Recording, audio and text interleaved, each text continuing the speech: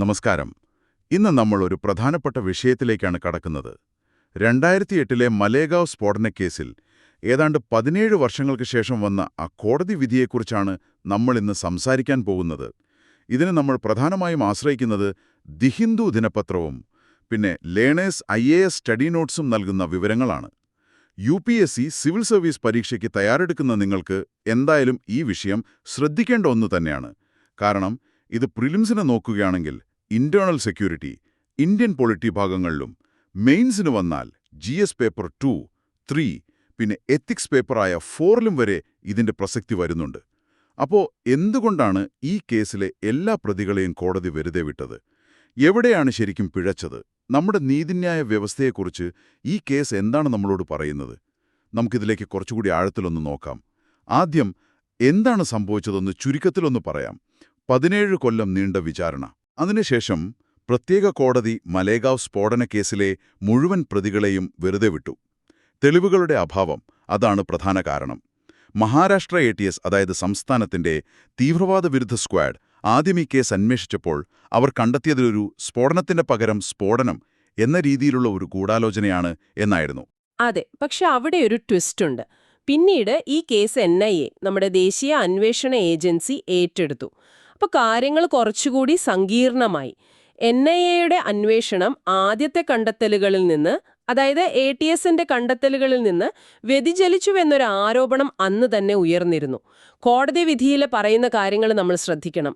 ഇത് ഏതെങ്കിലും ഒരു പ്രത്യേക പ്രത്യയാശ്വാസത്തിന്റെ മാത്രം പ്രശ്നമല്ല, മറിച്ച് നമ്മുടെ അന്വേഷണ സംവിധാനങ്ങളിലും പ്രോസിക്യൂഷൻ രീതികളിലുമൊക്കെയുള്ള ചില വ്യവസ്ഥാപരമായ വീഴ്ചകൾ, സിസ്റ്റമിക് ഫെയിലിയേഴ്സ്, അതാണ് ഇവിടെ ശരിക്കും വെളിവാകുന്നത്. വ്യവസ്ഥാപരമായ വീഴ്ചകളെന്ന് പറയുമ്പോൾ എന്തൊക്കെയാണ് കോടതി പ്രധാനമായും എടുത്തു പറഞ്ഞത്? ആ വീഴ്ചകൾ പല കാര്യങ്ങളുണ്ട്. ഒന്നാമതായി, അന്വേഷണ ഏജൻസികൾ കോടതിയിൽ ഹാജരാക്കിയ തെളിവുകൾ അവ അത്ര വിശ്വാസയോഗ്യമല്ലായിരുന്നു എന്ന് കോടതിക്ക് തോന്നി. പിന്നെ പല പ്രതികളുടെയും കുറ്റസമ്മത മൊഴികളുണ്ടല്ലോ, അത് അവരെക്കൊണ്ട് നിർബന്ധിച്ചു വാങ്ങിപ്പിച്ചതാണ് എന്നൊരു കണ്ടെത്തലും കോടതി നടത്തി. പിന്നെ ഏറ്റവും നിർണായകമായ ഒരു കാര്യം, പ്രധാനപ്പെട്ട പല സാക്ഷികളും വിചാരണയുടെ സമയത്ത് മൊഴി മാറ്റി പറഞ്ഞു. നമ്മൾ ഹോസ്റ്റൈലായി എന്ന് പറയില്ലേ? Hostile witness. അതെ, ഹോസ്റ്റൈൽ വിറ്റ്നസ്. അത് പ്രോസിക്യൂഷന്റെ കേസിന്റെ ആണിക്കല്ല് തന്നെ ഇളക്കുന്ന ഒന്നാണ്. അതുപോലെ ഇലക്ട്രോണിക് എവിഡൻസ്, അതായത് ഡിജിറ്റൽ തെളിവുകൾ ശേഖരിച്ചതിലും കോടതിയിൽ ഹാജരാക്കിയ രീതിയിലുമൊക്കെ നിയമപരമായ നടപടിക്രമങ്ങൾ പാലിച്ചില്ല എന്നും കോടതി പറഞ്ഞു. ഒരു തെളിവിന് അഡ്മിസിബിലിറ്റി, അതായത് സ്വീകാര്യത കിട്ടണമെങ്കിൽ ചില നിയമപരമായ മാനദണ്ഡങ്ങളുണ്ട്. അതൊന്നും ഇവിടെ പാലിക്കപ്പെട്ടില്ല. അപ്പൊ ശരി, ഈ കേസെന്ന് പറയുന്നത് വെറുമൊരു സ്ഫോടന കേസിന്റെ വിധി എന്നതിനേക്കാൾ ഉപരി നമ്മുടെ ക്രിമിനൽ നീതിന്യായ വ്യവസ്ഥയുടെ കാര്യക്ഷമതയെയും അതിലെ പ്രശ്നങ്ങളെയുമൊക്കെ ചോദ്യം ചെയ്യുന്നുണ്ട്, അല്ലേ? തീർച്ചയായും. മെയിൻസ് പരീക്ഷയുടെ ഒരു കാഴ്ചപ്പാടിൽ നോക്കുമ്പോൾ ഈ പറഞ്ഞ വ്യവസ്ഥാപരമായ പരാജയങ്ങൾ എന്തൊക്കെയാണെന്ന് ഒന്നുകൂടി വ്യക്തമാക്കാമോ? തീർച്ചയായും. UPSC മെയിൻസിന് ഇത് വളരെ പ്രധാനപ്പെട്ട ഒരു കേസ് സ്റ്റഡി തന്നെയാണ്. പ്രധാനമായിട്ടും ഒരു 4 പ്രശ്നങ്ങൾ ഈ കേസ് ചൂണ്ടിക്കാണിക്കുന്നുണ്ട്. ഒന്ന്, അന്വേഷണത്തിലെ രാഷ്ട്രീയവൽക്കരണം, അതായത് പൊളിറ്റിസൈസേഷൻ. ATS അന്വേഷിച്ചുകൊണ്ടിരുന്ന കേസ് NIA ഏറ്റെടുത്തതിലും പിന്നീട് അന്വേഷണത്തിന്റെ ഗതി മാറിയതിലും ഒക്കെ രാഷ്ട്രീയപരമായ സമ്മർദ്ദങ്ങൾ ഉണ്ടായി എന്നൊരു ആരോപണം നിലവിലുണ്ട്. 2, മോശം അന്വേഷണ രീതികൾ. നമ്മൾ നേരത്തെ പറഞ്ഞ പോലെ ശാസ്ത്രീയമായ തെളിവുകൾ കണ്ടെത്തുന്നതിനു പകരം ഈ നിർബന്ധിത കുറ്റസമ്മതങ്ങളെയും ദുർബലമായ സാക്ഷിമൊഴികളെയുമൊക്കെ കൂടുതലായി ആശ്രയിക്കുന്നത് നമ്മുടെ പല അന്വേഷണ ഏജൻസികളുടെയും ഒരു രീതിയാണ്. അതിവിടെയും സംഭവിച്ചു. മൂന്നാമതായി, ഏജൻസികൾ തമ്മിലുള്ള ഒരു വിശ്വാസമില്ലായ്മ അല്ലെങ്കിൽ ഒരു തുടർച്ചയില്ലായ്മ. ഒരു ഏജൻസി ATS തുടങ്ങിയ അന്വേഷണം മറ്റൊരു ഏജൻസി NIA ഏറ്റെടുത്തപ്പോൾ അവിടെ ഒരു ഏകോപനമോ തുടർച്ചയോ ഇല്ലാതെ പോയി. ഇത് കേസിനെ മൊത്തത്തിൽ ദുർബലമാക്കി. ശരിയാണ്. 4, നടപടിക്രമങ്ങളിലെ വീഴ്ചകൾ. നേരത്തെ സൂചിപ്പിച്ച പോലെ തെളിവുകൾ ശേഖരിക്കുന്നതിലും മറ്റുമുള്ള നിയമപരമായ പിഴവുകൾ. ഇത് കോടതിയിൽ കേസ് തള്ളിപ്പോകാൻ ഒരു പ്രധാന കാരണമായി. ഈ വീഴ്ചകളൊക്കെ കൂടി വരുമ്പോൾ ഇതിന്റെ ഒരു ആത്യന്തികമായ പ്രത്യാഘാതം എന്തായിരിക്കും? സമൂഹത്തിൽ ഇതിന്റെ ഒരു ഇമ്പാക്റ്റ് എന്തായിരിക്കും? പ്രത്യാഘാതങ്ങൾ അത് വളരെ വലുതാണ്. ഏറ്റവും പ്രധാനം, നമ്മുടെ ജുഡീഷ്യറിയിലുള്ള, നീതിന്യായ വ്യവസ്ഥയിലുള്ള ജനങ്ങളുടെ വിശ്വാസം അത് കുറഞ്ഞു പോകും. ഇത്രയും വർഷങ്ങൾ നീണ്ട ഒരു വിചാരണയ്ക്ക് ശേഷം ഇരകൾക്ക് നീതി കിട്ടുന്നില്ല എന്നൊരു തോന്നലുണ്ടാവുന്നു. യഥാർത്ഥ കുറ്റവാളികൾ ആരാണെങ്കിലും അവര് രക്ഷപ്പെടുന്നു എന്നൊരു സന്ദേശം പോകുന്നു. ഇത് നിയമം കയ്യിലെടുക്കാൻ ചിലരെങ്കിലും പ്രേരിപ്പിച്ചേക്കാം, കൂടുതൽ അക്രമങ്ങൾക്കൊരു ധൈര്യം കൊടുത്തേക്കാം. അതോടൊപ്പം തന്നെ ദി ഹിന്ദുവിലെ ആ ലേഖനം മറ്റൊരു കാര്യം കൂടി പറയുന്നുണ്ട്. ചിലപ്പോൾ ഭീകരാക്രമണ കേസുകളിൽ പ്രതികളാക്കപ്പെടുന്നവരെ ചില രാഷ്ട്രീയ പാർട്ടികൾ തന്നെ തിരഞ്ഞെടുപ്പിൽ മത്സരിപ്പിക്കുന്നത് നമ്മൾ കണ്ടിട്ടുണ്ട്. അതെ.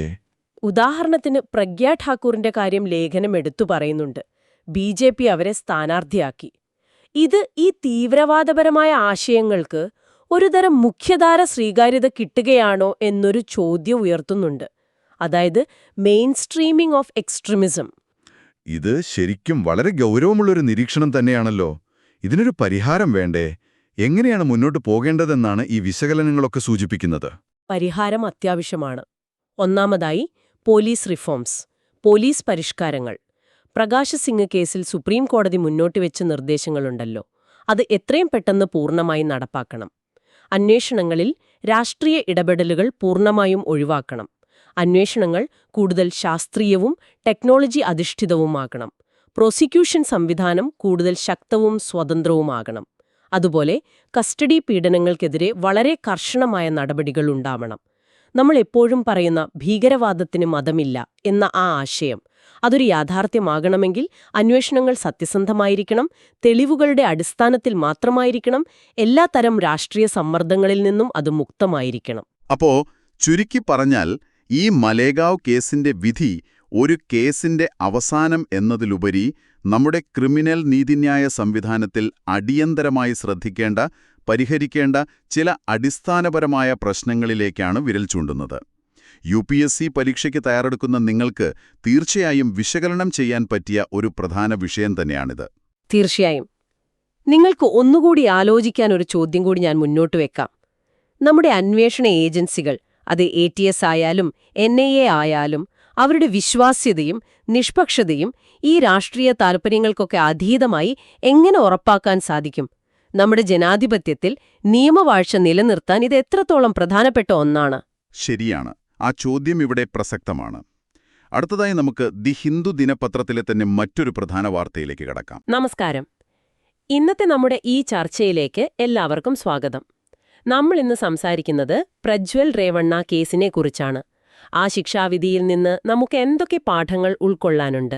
അതെ, അധികാരവും നീതിയും തമ്മിലുള്ള ഒരു പ്രധാനപ്പെട്ട പോരാട്ടമായി ഈ കേസിനെ കാണാം. ശക്തരായ ആളുകൾ ഉൾപ്പെട്ട കേസുകളിൽ നീതി എങ്ങനെയാണ് പ്രവർത്തിക്കുന്നത്, ശരിക്കും എങ്ങനെ പ്രവർത്തിക്കണമെന്നതിലേക്കുള്ള ഒരു ചൂണ്ടുപലകയാണ് ഈ സംഭവം. ശരിയാണ്. പ്രത്യേകിച്ച് സിവിൽ സർവീസ് പരീക്ഷയ്ക്ക് തയ്യാറെടുക്കുന്നവർക്ക് ഇത് വളരെ പ്രധാനപ്പെട്ട ഒരു വിഷയം കൂടിയാണല്ലേ? തീർച്ചയായും. ഇത് ഇന്ത്യൻ പോളിറ്റി, ഭരണഘടന, പിന്നെ സാമൂഹിക വിഷയങ്ങൾ, പ്രത്യേകിച്ച് സ്ത്രീകൾക്കെതിരായ കുറ്റകൃത്യങ്ങൾ, ഇതിലൊക്കെ പ്രിലിംസിന് വരാം. മെയിൻസിലാണെങ്കിൽ GS പേപ്പർ 1-ൽ സ്ത്രീകളുടെ പങ്ക്, GS 2-ൽ ജുഡീഷ്യറി, ക്രിമിനൽ നീതിന്യായ വ്യവസ്ഥ, ദുർബല വിഭാഗങ്ങളുടെ സംരക്ഷണം, പിന്നെ GS പേപ്പർ 4-ൽ നിയമം, ധാർമ്മികത, ഭരണത്തിലെ സത്യസന്ധത, ഇതിലെല്ലാം ഇത് പ്രസക്തമാണ്. ഓക്കേ, അപ്പൊ നമുക്ക് കാര്യത്തിലേക്ക് കടക്കാം. ഏറ്റവും പ്രധാനപ്പെട്ട കാര്യം, മുൻ MP കൂടിയായ പ്രജ്വൽ രേവണ്ണയ്ക്ക് ബലാത്സംഗ കേസില് ജീവപര്യന്തം തടവ് ശിക്ഷ കിട്ടി എന്നുള്ളതാണ്. സാധാരണഗതിയിൽ ഇത്രയും സ്വാധീനമുള്ള ആളുകൾ ഉൾപ്പെട്ട കേസുകളിൽ ഇതത്ര എളുപ്പമല്ലല്ലോ. അല്ല, അതൊരു വലിയ കാര്യം തന്നെയാണ്. ഇവിടെ നമ്മൾ ശ്രദ്ധിക്കേണ്ടത് MP-മാർക്കും MLA-മാർക്കുമെതിരെയുള്ള കേസുകൾ പരിഗണിക്കാൻ ഒരു പ്രത്യേക കോടതിയുണ്ട്. ആ സ്പെഷ്യൽ കോർട്ടാണ് ഈ വിധി പറഞ്ഞത്. അത് നടപടികൾ വേഗത്തിലാക്കാൻ സഹായിച്ചിട്ടുണ്ടാവും. ഉറപ്പായും. പിന്നെ കർണാടക സർക്കാർ നിയമിച്ച പ്രത്യേക അന്വേഷണ സംഘം, അതായത് SIT, അവിടെ അന്വേഷണം വളരെ കാര്യക്ഷമമായിരുന്നു. തെളിവുകളുടെ കാര്യമോ? എന്തൊക്കെയായിരുന്നു നിർണായകമായത്? വീഡിയോ ദൃശ്യങ്ങളുണ്ടായിരുന്നു.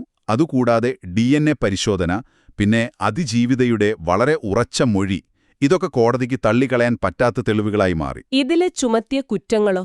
അതും ഗൗരവമുള്ളതാണല്ലോ. അതെ, പ്രധാനമായും IPC 376(2)N, അതായത് ഒരേ സ്ത്രീയെ ആവർത്തിച്ച് ബലാത്സംഗം ചെയ്യുക എന്നുള്ളത്. ഇതിന് കുറഞ്ഞത് 10 വർഷം മുതൽ ജീവപര്യന്തം വരെ ശിക്ഷ കിട്ടാവുന്ന കുറ്റമാണ്.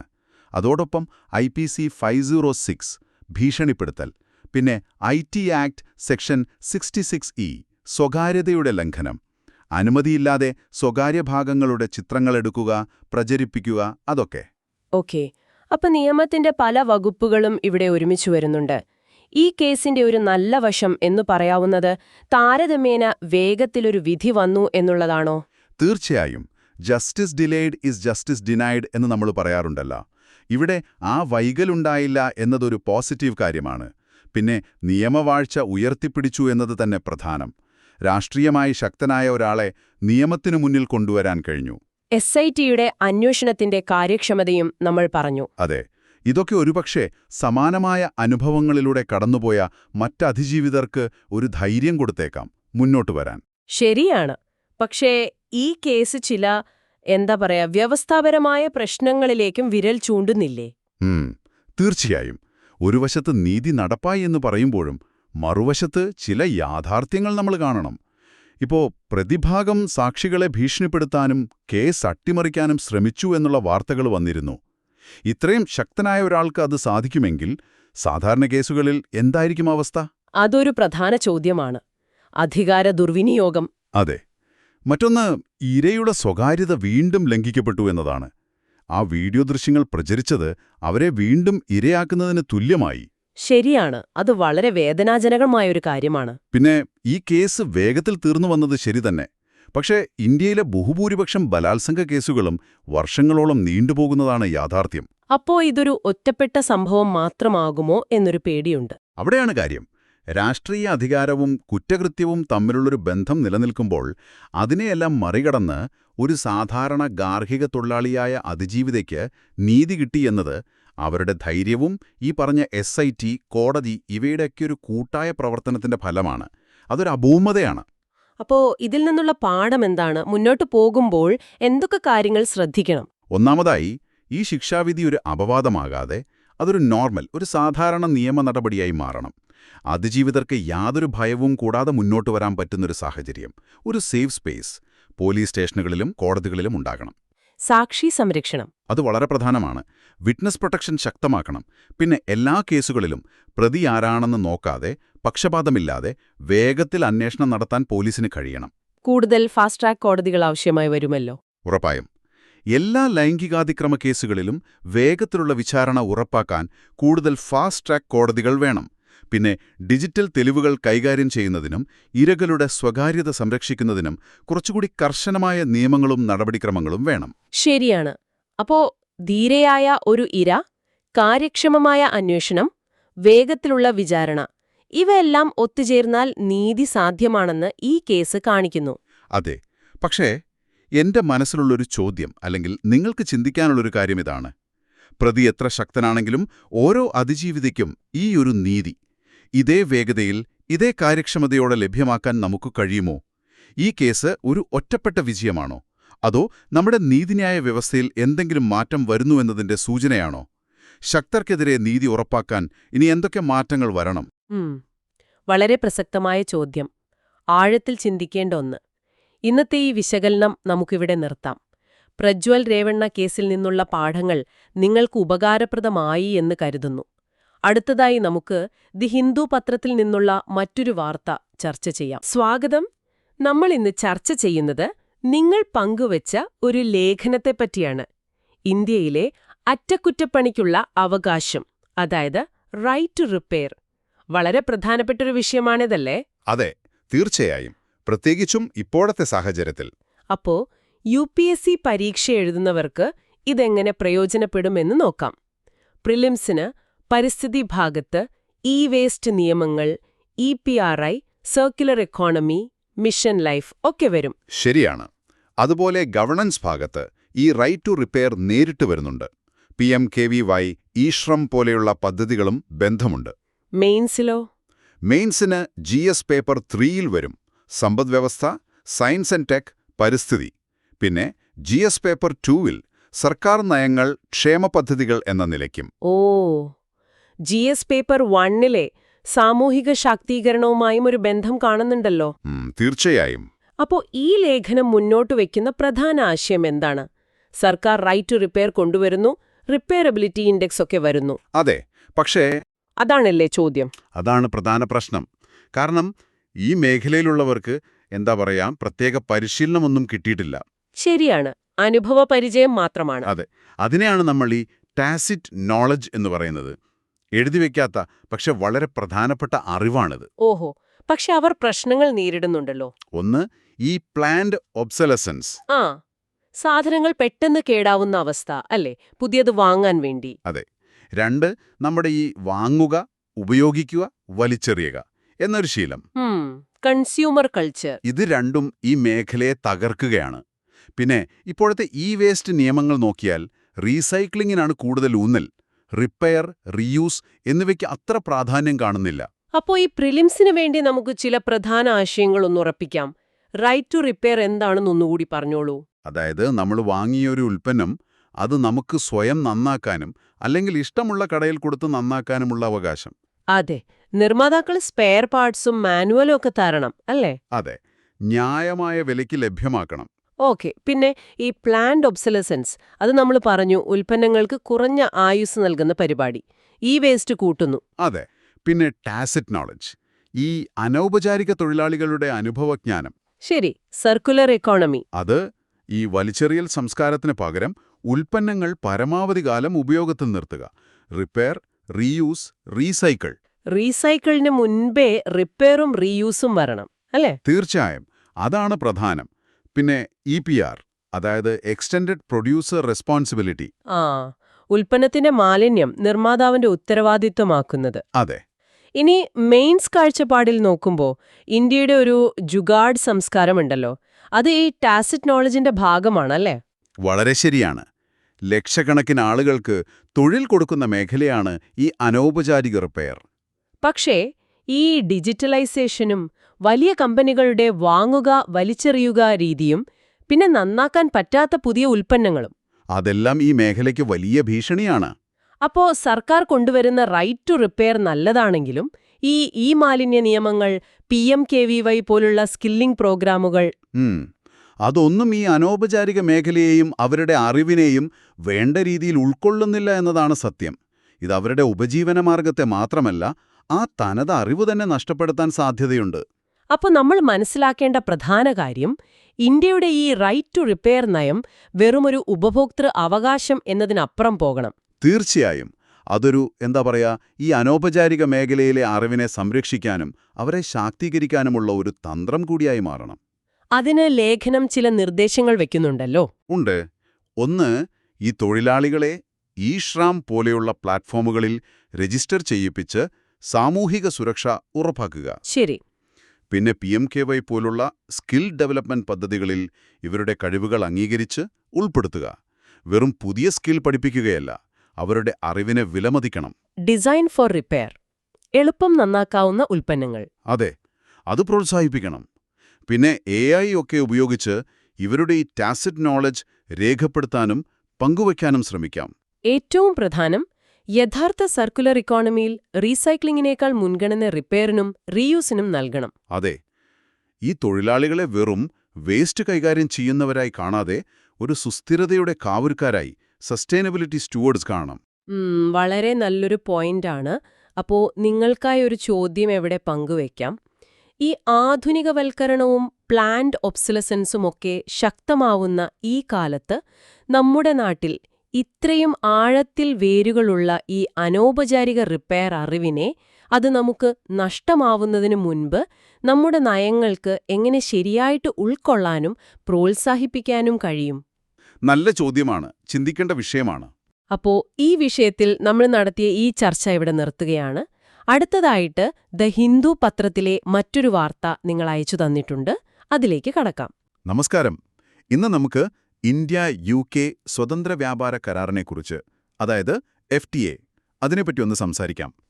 തീർച്ചയായും. നിങ്ങൾ UPSC പരീക്ഷയ്ക്ക് തയ്യാറെടുക്കുന്ന ആളാണെങ്കിൽ ഈ വിഷയം ശ്രദ്ധിക്കണം. പ്രിലിംസിന് നോക്കുവാണെങ്കിൽ അന്താരാഷ്ട്ര ബന്ധങ്ങൾ, ഇന്ത്യൻ സമ്പദ്വ്യവസ്ഥ, ആരോഗ്യം, ഇതിലൊക്കെ വരാം. ശരിയാണ്. FTAs, WTO, ട്രിപ്സ് ഒക്കെ അതിൽ വരും. അതെ. പിന്നെ മെയിൻസിന് GS പേപ്പർ 2, അതായത് ഉഭയകക്ഷി കരാറുകൾ. പിന്നെ GS പേപ്പർ 3, ബൗദ്ധിക സ്വത്തവകാശം. ഇതിലൊക്കെയാണ് ഇതിന്റെ പ്രാധാന്യം വരുന്നത്. ഓക്കെ. നമ്മളിന്ന് പ്രധാനമായി നോക്കുന്നത് എന്താണെന്ന് വെച്ചാൽ, ഈ കരാറിലെ ബൗദ്ധിക സ്വത്തവകാശ ഭാഗം, IPR ഭാഗം, അതെങ്ങനെയാണ് മരുന്നുകളുടെ ലഭ്യതയെ ബാധിക്കാൻ പോകുന്നത് എന്നാണ്. അതാണ് കാതലായ വിഷയം. കാരണം ഒരാശങ്കയുണ്ട്, ഇന്ത്യ ലോകത്തിന്റെ ഫാർമസിയാണല്ലോ. അതെ.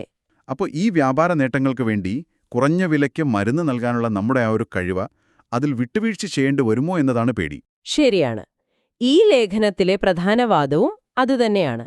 അതായത് ഇന്ത്യ UK FTAയിലെ IPR അധ്യായം പൊതുജനാരോഗ്യം സംരക്ഷിക്കാൻ ഇന്ത്യ ഇത്രയും കാലമെടുത്ത നിലപാടുകളെ ദുർബലപ്പെടുത്താൻ സാധ്യതയുണ്ട്. ഓക്കെ, അപ്പോൾ എന്താണ് ഇതിലെ പ്രധാന പ്രശ്നം? ഏത് ഭാഗത്താണ് ഈ ആശങ്ക വരുന്നത്? പ്രധാനമായും ആർട്ടിക്കിൾ 13.6 അതാണ് പ്രശ്നം. ആർട്ടിക്കിൾ 13.6. അതെ, അത് നിർബന്ധിത ലൈസൻസിങ്ങിന്, അതായത് കമ്പൽസറി ലൈസൻസിംഗ് അല്ലെങ്കിൽ CLന് പകരം സ്വമേധയുള്ള ലൈസൻസിങ്ങിന്, വോളണ്ടറി ലൈസൻസിംഗ് അല്ലെങ്കിൽ VLന് മുൻഗണന കൊടുക്കുന്ന പോലെയാണ് വ്യവസ്ഥ ചെയ്തിരിക്കുന്നത്. ഓക്കെ, ഈ CL, VL എന്താണൊന്ന് ചുരുക്കി പറയാമോ? പറയാം. CL എന്ന് പറഞ്ഞാൽ ഒരു പൊതുജനാരോഗ്യ പ്രതിസന്ധി വരുമ്പോൾ ഒരു പേറ്റന്റുള്ള മരുന്നുണ്ടാക്കാൻ ആ പേറ്റന്റ് എടുത്ത കമ്പനിയുടെ അനുവാദമില്ലാതെ തന്നെ ഗവൺമെന്റിന് മറ്റ് കമ്പനികൾക്ക് അനുമതി കൊടുക്കാൻ പറ്റും. അതാണ് നിർബന്ധിത ലൈസൻസിംഗ്. ശരി. VL അങ്ങനെയല്ല. പേറ്റന്റുള്ള കമ്പനി തന്നെ സ്വയം തീരുമാനിച്ച് മറ്റു കമ്പനികൾക്ക് ലൈസൻസ് കൊടുക്കുന്നതാണ്.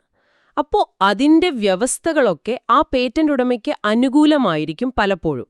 അപ്പോൾ ഈ പുതിയ കരാർ CLന് പകരം VLനെ പ്രോത്സാഹിപ്പിക്കുന്നു എന്ന് പറയുമ്പോൾ അത് ഇന്ത്യയെ എങ്ങനെയാണ് ബാധിക്കുക? അത് രണ്ട് രീതിയിൽ പ്രശ്നമാണ്. ഒന്ന്, ഇന്ത്യയുടെ ഒരു പ്രധാനപ്പെട്ട ടൂളാണ് CL. പേറ്റന്റുള്ള മരുന്നുകളുടെ വില താങ്ങാവുന്ന രീതിയിലേക്ക് കൊണ്ടുവരാൻ. ആ ടൂൾ ഉപയോഗിക്കാൻ പറ്റാതെ വരും, അല്ലെങ്കിൽ അതിന്റെ ശക്തി കുറയും. രണ്ട്, വികസ്വര രാജ്യങ്ങൾക്ക് സാങ്കേതികവിദ്യ കൈമാറണം, അതും അനുകൂലമായ വ്യവസ്ഥകളിൽ എന്ന ഇന്ത്യയുടെ ഒരു വാദമുണ്ട് പല അന്താരാഷ്ട്ര വേദികളിലും. ശരി. അതിനെയും ഇത് ദുർബലപ്പെടുത്താൻ സാധ്യതയുണ്ട്. അതായത് CL ഉപയോഗിച്ചാൽ വില നന്നായി ഉറയ്ക്കാം, പക്ഷെ പുതിയ കരാർ VLനാണ് മുൻഗണന നൽകുന്നത്. ഇതിനൊരു ഉദാഹരണം, CL ഉപയോഗിച്ചതിന്റെ എന്തെങ്കിലും? തീർച്ചയായും. 2012 ഇന്ത്യ ഒരു ക്യാൻസർ മരുന്നിന് സൊറാഫെനിപ് ടോസ്ലൈറ്റ് എന്ന മരുന്നിന് CL കൊടുത്തു.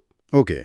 അന്നതിന്റെ വില മാസം ഏകദേശം 2,80,000 രൂപയായിരുന്നു. CL കൊടുത്ത ശേഷം അത് 8,800 രൂപയായി കുറഞ്ഞു. ശരിക്കും അത് വലിയ വ്യത്യാസമാണല്ലോ. അതെ, അത്രയും വലിയ വ്യത്യാസം. VL കരാറുകളിൽ ഇങ്ങനെയൊരു വില നിയന്ത്രണം സാധാരണഗതിയിൽ സാധിക്കില്ല. മനസ്സിലായി. ഇവിടെയാണ് നമ്മൾ നേരത്തെ പറഞ്ഞ WTOയുടെ ട്രിപ്സ് കരാറും പിന്നെ 2001 ദോഹ പ്രഖ്യാപനവും ഓർക്കേണ്ടത്. ദോഹ പ്രഖ്യാപനം.